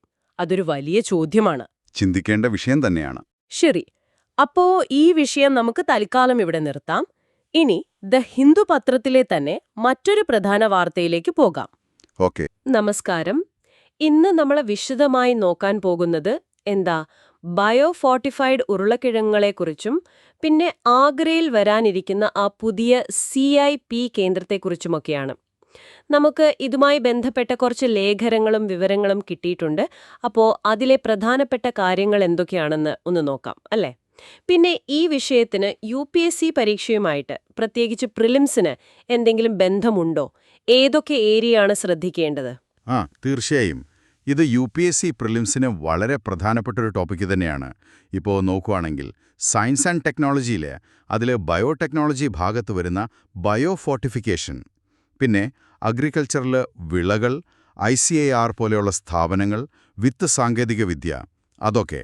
അതുപോലെ സോഷ്യൽ ഇഷ്യൂസ് അല്ലെങ്കിൽ ഗവൺനൻസ് ഭാഗത്ത് പോഷകാഹാരം, പോഷകാഹാരക്കുറവ്, പിന്നെ നമ്മുടെ ഉച്ചഭക്ഷണ പദ്ധതിയൊക്കെ ഇല്ലേ, അങ്ങനെയുള്ള സർക്കാർ പദ്ധതികളും. അപ്പോൾ ഇതിനെല്ലാം ഇതുമായിട്ട് ഡയറക്റ്റ് ബന്ധമുണ്ട്. ഓക്കേ. അപ്പൊ സംഗതി പ്രധാനപ്പെട്ടതാണ്. ശരി. അപ്പോൾ ഈ വാർത്തയുടെ ഒരു കാതലായ ഭാഗം എന്താണ്? ഇപ്പൊ സംഭവിച്ചുകൊണ്ടിരിക്കുന്നത്? ഏറ്റവും പ്രധാനപ്പെട്ട ഒരു കാര്യം എന്താച്ചാൽ, ഇരുമ്പിന്റെ അംശം കൂട്ടിയിട്ടുള്ള, അതായത് ബയോ ഫോർട്ടിഫൈഡ് ചെയ്ത ഉരുളക്കിഴങ്ങുകൾ അത് അധികം വൈകാതെ ഇന്ത്യൻ മാർക്കറ്റിൽ വരും എന്നുള്ളതാണ്. ഇത് ഡെവലപ്പ് ചെയ്യുന്നത് പെറു ആസ്ഥാനമായുള്ള ഇന്റർനാഷണൽ പൊട്ടറ്റോ സെന്റർ CIP, അവരും നമ്മുടെ ഇന്ത്യൻ കാർഷിക ഗവേഷണ കൗൺസിൽ ICARഉം ഒരുമിച്ചാണ്. നമ്മൾ ഓർക്കണം, വിറ്റാമിൻ A കൂട്ടിയ മധുരക്കിഴങ്ങില്ലേ, അത് ഓൾറെഡി CIP ICAR സഹകരണത്തിൽ ഇന്ത്യയിൽ കിട്ടുന്നുണ്ട്. ശരിയാണ്. മധുരക്കിഴങ്ങിന്റെ കാര്യം ഓർക്കുന്നു. അതെ. അതോടൊപ്പം ശ്രദ്ധിക്കേണ്ട വേറൊരു പ്രധാന വാർത്തയാണ് ഈ CIP അവരുടെ സൗത്ത് ഏഷ്യൻ റീജിയണൽ സെന്റർ, അത് നമ്മുടെ ഉത്തർപ്രദേശിലെ ആഗ്രയിൽ തുടങ്ങുന്നു എന്നുള്ളത്. ആഗ്ര എന്ന് പറയുന്നത് ഇൻഡോ ഗംഗ സമതലത്തിലാണല്ലോ. അത് ലോകത്തിലെ തന്നെ വലിയ ഉരുളക്കിഴങ്ങുണ്ടാക്കുന്ന ഒരു മേഖലയാണ്. അപ്പോൾ ഈ സെന്റർ വരുന്നതുവഴി കർഷകർക്ക് നല്ല വിത്തുകൾ കിട്ടും, ടെക്നോളജി സപ്പോർട്ട് കിട്ടും, മാർക്കറ്റ് സാധ്യത കൂടും. പിന്നെ ഈ പോഷക ഗുണമുള്ള ഉരുളക്കിഴങ്ങുകൾ ഉച്ചഭക്ഷണ പദ്ധതി പോലെയുള്ള സർക്കാർ പരിപാടികളിൽ എത്തിക്കാനും ഇത് സഹായിക്കും. ഓക്കെ. അപ്പോ ഈ പുതിയ ഉരുളക്കിഴങ്ങും ആഗ്രയിലെ സെന്ററും തമ്മിൽ ശരിക്കും ഒരു കണക്ഷൻ ഉണ്ടല്ലേ? ഇത് കർഷകർക്കും സാധാരണക്കാർക്കും ഒക്കെ ഒരുപോലെ ഗുണം ചെയ്യുന്ന ഒന്നാണെന്ന് തോന്നുന്നു. ഈ വിഷയം ഒന്നുകൂടി ക്ലിയർ ആകാൻ ഇതിലെ ചില ബേസിക് ആശയങ്ങൾ പ്രിലിംസിന് വേണ്ടിയിട്ടുള്ളത് ഒന്ന് വിശദീകരിക്കാമോ? പറയാം. തീർച്ചയായും. നമുക്ക് പ്രധാനപ്പെട്ട കുറച്ച് കാര്യങ്ങൾ നോക്കാം. ഒന്നാമതായിട്ട്, എന്താണ് ഈ ബയോഫോർട്ടിഫിക്കേഷൻ? വളരെ സിമ്പിളായിട്ട് പറഞ്ഞാൽ, നമ്മൾ സാധാരണ കഴിക്കുന്ന വിളകളില്ലേ, അതിൻ്റെയൊക്കെ പോഷക ഗുണം വർദ്ധിപ്പിക്കുന്ന ഒരു പരിപാടിയാണിത്. ഇത് ചിലപ്പോൾ സാധാരണ ബ്രീഡിംഗ് വഴിയാകാം, അല്ലെങ്കിൽ ബയോടെക്നോളജി ഉപയോഗിച്ചുമാകാം. ഇതിൻ്റെ മെയിൻ ലക്ഷ്യം എന്താന്ന് വെച്ചാൽ, സൂക്ഷ്മ പോഷകങ്ങളുടെ കുറവ്, അതായത് മൈക്രോ ന്യൂട്രിയൻസിൻ്റെ കുറവ് പരിഹരിക്കുക എന്നുള്ളതാണ്. ഇതിനെയാണ് നിശബ്ദമായ വിശപ്പ് അല്ലെങ്കിൽ ഹിഡൻ ഹങ്കർ എന്നൊക്കെ പറയുന്നത്. ആ, ഹിഡൻ ഹങ്കർ കേട്ടിട്ടുണ്ട്. അതെ, ഇത് നമ്മൾ സാധാരണ കേൾക്കുന്ന ഫുഡ് ഫോർട്ടിഫിക്കേഷനിൽ നിന്ന് വ്യത്യാസമുണ്ട്. അവിടെ എന്താ ചെയ്യുന്നത്? സാധനം ഉണ്ടാക്കിയ ശേഷം പുറത്തുനിന്ന് പോഷകങ്ങൾ ചേർക്കും. ഉദാഹരണത്തിന് ഉപ്പിൽ അയഡിൻ ചേർക്കുന്നത് പോലെ. പക്ഷെ ബയോ ഫോർട്ടിഫിക്കേഷനിൽ അങ്ങനെയല്ല. ചെടി വളരുമ്പോൾ തന്നെ ആ പോഷകങ്ങൾ അതിന്റെ ഭാഗമാവുകയാണ്. ഓക്കെ, അത് ക്ലിയറായി. ഇനിയിപ്പോ ആ CIP-യെക്കുറിച്ച്. രണ്ടാമത്തത് ഇന്റർനാഷണൽ പൊട്ടാറ്റോ സെന്റർ, CIP. പേര് കേൾക്കും പോലെ തന്നെ ഉരുളക്കിഴങ്ങ്, മധുരക്കിഴങ്ങ് അങ്ങനെയുള്ള കിഴങ്ങ് വർഗ്ഗങ്ങളുടെ റിസർച്ചിൽ ശ്രദ്ധിക്കുന്ന ഒരു അന്താരാഷ്ട്ര സ്ഥാപനമാണ്. ഇത് CGIAR എന്ന് പറയുന്ന ഒരു വലിയ ഗ്ലോബൽ അഗ്രികൾച്ചറൽ റിസർച്ച് ഓർഗനൈസേഷൻസിന്റെ കൂട്ടായ്മയുടെ ഭാഗമാണ്. ഇതിന്റെ ഹെഡ്ക്വാർട്ടേഴ്സ് പെറുവിലെ ലിമയിലാണ്. ശരി. അടുത്തത് നമ്മുടെ ICAR ആണല്ലോ. അതെ, അടുത്തത് നമ്മുടെ ഇന്ത്യൻ കാർഷിക ഗവേഷണ കൗൺസിൽ, ICAR. ഇന്ത്യയിലെ അഗ്രികൾച്ചറൽ റിസർച്ചും എഡ്യൂക്കേഷനും ഒക്കെ കോർഡിനേറ്റ് ചെയ്യുന്ന ഏറ്റവും വലിയ സ്ഥാപനമാണിത്. ഒരു ഓട്ടോണമസ് ബോഡിയാണ്. കേന്ദ്ര കൃഷി മന്ത്രാലയത്തിന് കീഴിലാണ് വരുന്നത്. ഓക്കെ. ഇനി അവസാനമായിട്ട് നമ്മൾ നേരത്തെ പറഞ്ഞ ആ സൂക്ഷ്മ പോഷകങ്ങളുടെ കുറവ്, ഹിഡൻ ഹങ്കർ. അതായത് ശരീരത്തിന് വളരെ കുറഞ്ഞ അളവിൽ മതി, പക്ഷേ നിർബന്ധമായും വേണ്ട ചില വിറ്റാമിനുകളും മിനറൽസുമുണ്ട്. ഉദാഹരണത്തിന് iron, vitamin A, zinc, iodine അങ്ങനെയുള്ളവ. ഇതിൻ്റെയൊക്കെ കുറവ് വരുന്ന അവസ്ഥയാണ് ഈ ഹിഡൻ ഹങ്കർ. ചിലപ്പോൾ ആവശ്യത്തിന് ഭക്ഷണം കഴിക്കുന്നുണ്ടാവും, കലോറി കിട്ടുന്നുണ്ടാവും, പക്ഷേ ഈ മൈക്രോ ന്യൂട്രിയൻസ് കിട്ടുന്നുണ്ടാവില്ല. അതുകൊണ്ടാണ് സൈലന്റ് അല്ലെങ്കിൽ ഹിഡൻ എന്ന് പറയുന്നതല്ലേ? അതെ, പുറമേക്ക് പെട്ടെന്നറിയില്ല, പക്ഷേ ആരോഗ്യത്തെ കാര്യമായി ബാധിക്കും. ഇന്ത്യയിൽ വിളർച്ച, അതായത് അയൺ കുറവ്, പിന്നെ വിറ്റാമിൻ എയുടെ കുറവൊക്കെ വലിയ പ്രശ്നങ്ങളാണ്. അപ്പോ ഇതിന്റെയൊക്കെ ഒരു ആകെത്തുക നോക്കിയാൽ പോഷകാഹാരക്കുറവ് എന്ന വലിയൊരു പ്രശ്നത്തെ നേരിടാൻ അഗ്രികൾച്ചറൽ ടെക്നോളജി എങ്ങനെ ഉപയോഗിക്കാം എന്നതിന്റെ നല്ലൊരു ഉദാഹരണമാണിത്. അതോടൊപ്പം ആഗ്രേലിയ പുതിയ കേന്ദ്രം ഇതിനൊരു ഒരു പുഷ് കൊടുക്കുമല്ലേ? ഇത് വെറും ഒരു പുതിയ വിത്ത് എന്നതിനപ്പുറം കൃഷിരീതി മുതൽ പബ്ലിക് ഹെൽത്ത് വരെ സ്വാധീനിക്കാൻ കഴിയും. ശരിയാണ്, താങ്കൾ പറഞ്ഞത് വളരെ ശരിയാണ്. പക്ഷേ ഇവിടെയാണ് ഒരു പ്രധാനപ്പെട്ട ചോദ്യം വരുന്നത്. നമ്മൾ ഈ പറയുന്ന ബയോഫോർട്ടിഫൈഡ് വിളകൾ, ഇതിനെ നമ്മുടെ നിലവിലുള്ള ഭക്ഷ്യവിതരണ ശൃംഖലകൾ, അതായത് നമ്മുടെ റേഷൻ കടകളിലെ PDS, പിന്നെ സ്കൂളുകളിലെ ഉച്ചഭക്ഷണ പദ്ധതി, ഇതുമായിട്ടൊക്കെ എത്രത്തോളം എഫക്റ്റീവായിട്ട് ഇൻ്റഗ്രേറ്റ് ചെയ്യാൻ പറ്റും? അതൊരു വലിയ വെല്ലുവിളി തന്നെയാണ്. അതെ, കാരണം ഈ പോഷകങ്ങൾ ഏറ്റവും കൂടുതൽ ആവശ്യമുള്ളത് ആർക്കാ? സമൂഹത്തിൽ ഏറ്റവും താഴെക്കിടിയിലുള്ളവർക്കാണ്. അവരിലേക്ക് ഇത് എത്തണമെങ്കിൽ ഈ സിസ്റ്റംസ് വഴി കൊടുത്താലേ പറ്റൂ. അപ്പോൾ ഈ സംയോജനം അതെത്രത്തോളം നടക്കും, എത്രത്തോളം എഫക്റ്റീവാകും എന്നുള്ളത് അത് നമ്മൾ കാത്തിരുന്ന് കാണേണ്ട കാര്യമാണ്. നിങ്ങൾക്കും ചിന്തിക്കാവുന്നൊരു പോയിന്റാണത്. തീർച്ചയായും. ആ പ്രായോഗിക വെല്ലുവിളിയെക്കുറിച്ചുള്ള ചിന്ത വളരെ പ്രധാനപ്പെട്ടതാണ്. ആ ചിന്തയോടെ നമുക്ക് ഈ വിഷയത്തെക്കുറിച്ചുള്ള ഇന്നത്തെ ചർച്ച തൽക്കാലം ഇവിടെ നിർത്താം. ഇതിന്റെ ഫോളോ അപ്പ് നമ്മൾ ശ്രദ്ധിക്കാം. ഇനി ദി ഹിന്ദു പത്രത്തിൽ വന്ന മറ്റൊരു പ്രധാന വാർത്തയിലേക്ക് കടക്കാം. നമസ്കാരം. ഇന്ന് നമ്മൾ ചർച്ച ചെയ്യുന്ന അവസാന വാർത്ത ദി ഹിന്ദു പത്രത്തിൽ നിന്നുള്ളതാണ്. ജമ്മു ബരാമുള്ള റെയിൽ ലിങ്കിനെക്കുറിച്ചാണ്. ഒരുപാട് നാളത്തെ കാത്തിരിപ്പായിരുന്നല്ലോ. അപ്പോൾ നിങ്ങളുടെ താല്പര്യപ്രകാരം നമുക്ക് ഈ വിഷയത്തിലേക്കൊന്ന് ആഴത്തിൽ നോക്കാം, അല്ലേ? തീർച്ചയായും. ഇതൊരു വലിയൊരു പദ്ധതിയാണ്. ഏകദേശം 4 പതിറ്റാണ്ട് അല്ലേ? കശ്മീർ താഴ്വരയെ നമ്മുടെ രാജ്യത്തിന്റെ മറ്റു ഭാഗവുമായിട്ട് എല്ലാ കാലാവസ്ഥയിലും ബന്ധിപ്പിക്കുകയാണ് ലക്ഷ്യം. ഇതിന്റെ പ്രാധാന്യം പല തട്ടുകളിലാണ്. വെറുമൊരു റെയിൽപാതയല്ല. ലേഖനത്തിൽ ഐക്യത്തിന്റെ പാലം എന്നൊക്കെ പറയുന്നുണ്ട്. അത് കേൾക്കുമ്പോൾ തന്നെ ഒരു കൗതുകം തോന്നുന്നുണ്ട്. എന്താണ് ഇതിനെ ഇത്ര സവിശേഷമാക്കുന്നത്? പ്രത്യേകിച്ചും ഹിമാലയൻ പിർപ്പഞ്ചൽ മലനിരകളിലൂടെയൊക്കെയല്ലേ ഇത് പോകുന്നത്? അതെ, ആ വിശേഷണം വളരെ ശരിയാണ്. ഒന്നാമതായിട്ട് അതിന്റെ സ്ട്രാറ്റജിക് പ്രാധാന്യം. ഇപ്പൊ നമുക്കറിയാം, ശ്രീനഗർ ജമ്മു ദേശീയപാതയാണ് പ്രധാന ആശ്രയം. മഞ്ഞുവീഴ്ചയൊക്കെ കാരണം അത് അടഞ്ഞുപോകുന്നത് സ്ഥിരം വാർത്തയാണല്ലോ. സൈനിക നീക്കങ്ങൾക്കും സാധാരണക്കാരുടെ യാത്രയ്ക്കും ഒരു സ്ഥിരം, വിശ്വസിക്കാവുന്ന മാർഗമാവും. ഇത് രാജ്യസുരക്ഷയ്ക്കും അവിടുത്തെ വികസനത്തിനും ഒരുപോലെ പ്രധാനമാണ്. ശരി. പിന്നെ UPSC പരീക്ഷയുടെ കാര്യം പറയുമ്പോൾ ഈ അതിർത്തി പ്രദേശങ്ങളിലെ അടിസ്ഥാന സൗകര്യ വികസനം, അതിന്റെ സുരക്ഷാപരമായ പ്രാധാന്യം, ഇതൊക്കെ വളരെ പ്രധാനപ്പെട്ട വിഷയങ്ങളാണ്. ഓക്കെ, അപ്പോൾ തന്ത്രപരമായ കാര്യം മനസ്സിലായി. ഇനി സാമ്പത്തികമായും സാമൂഹികമായും എങ്ങനെയുള്ള മാറ്റങ്ങളാണ് ഇത് കൊണ്ടുവരാൻ സാധ്യതയുള്ളത്? അവിടെയും വലിയ മാറ്റങ്ങൾ പ്രതീക്ഷിക്കാം. കർഷകർക്ക്, പിന്നെ വ്യവസായികൾക്ക് അവരുടെ ഉൽപ്പന്നങ്ങൾ രാജ്യത്തിന്റെ മറ്റു ഭാഗങ്ങളിലെ മാർക്കറ്റുകളിൽ എത്തിക്കാൻ അത് വളരെ എളുപ്പമാകും. ഇത് വ്യാപാരത്തിനും നിക്ഷേപത്തിനുമൊക്കെ ഒരു വലിയ ഉത്തേജനം നൽകും. ടൂറിസവും നന്നായിട്ട് മെച്ചപ്പെടും. ശരിയാണ്. സാമൂഹികമായി നോക്കിയാൽ വിദ്യാഭ്യാസം, അല്ലെങ്കിൽ നല്ല ആശുപത്രി സൗകര്യം, തൊഴിൽ, ഇതിനൊക്കെയായിട്ട് മറ്റ് സ്ഥലങ്ങളിലേക്ക് പോകുന്നത് സാധാരണക്കാർക്ക് കുറച്ചുകൂടി എളുപ്പമാകും. ചിലവും കുറയും. ഇത് ആളുകളെ മുഖ്യധാരയിലേക്ക് കൂടുതൽ അടുപ്പിക്കാൻ സഹായിക്കും. ലോകത്തിലെ ഏറ്റവും ഉയരം കൂടിയ റെയിൽവേ പാലം, ആ ചെനാബ് പാലം, അതും ഈ പാതയിലാണെന്ന് കേട്ടു. അതും വലിയൊരു കാര്യമല്ലേ? തീർച്ചയായും അതൊരു എഞ്ചിനീയറിംഗ് അത്ഭുതം തന്നെയാണ്. ചെനാബ് നദിക്ക് മുകളിലൂടെ അത്രയും ഉയരത്തിൽ ഒരു പാലം, അത് കെട്ടിപ്പടുക്കാൻ നേരിട്ട വെല്ലുവിളികൾ ചെറുതല്ല. പിന്നെ UPSC പ്രിലിംസിന് തയ്യാറെടുക്കുന്നവർക്ക് ഇതൊക്കെ പ്രധാനപ്പെട്ട പോയിന്റുകളാണ്. എന്തൊക്കെയാണ് അങ്ങനെ ഓർക്കേണ്ട കാര്യങ്ങൾ ഈ പ്രിലിംസിന്റെ ഭാഗമായിട്ട്? 1.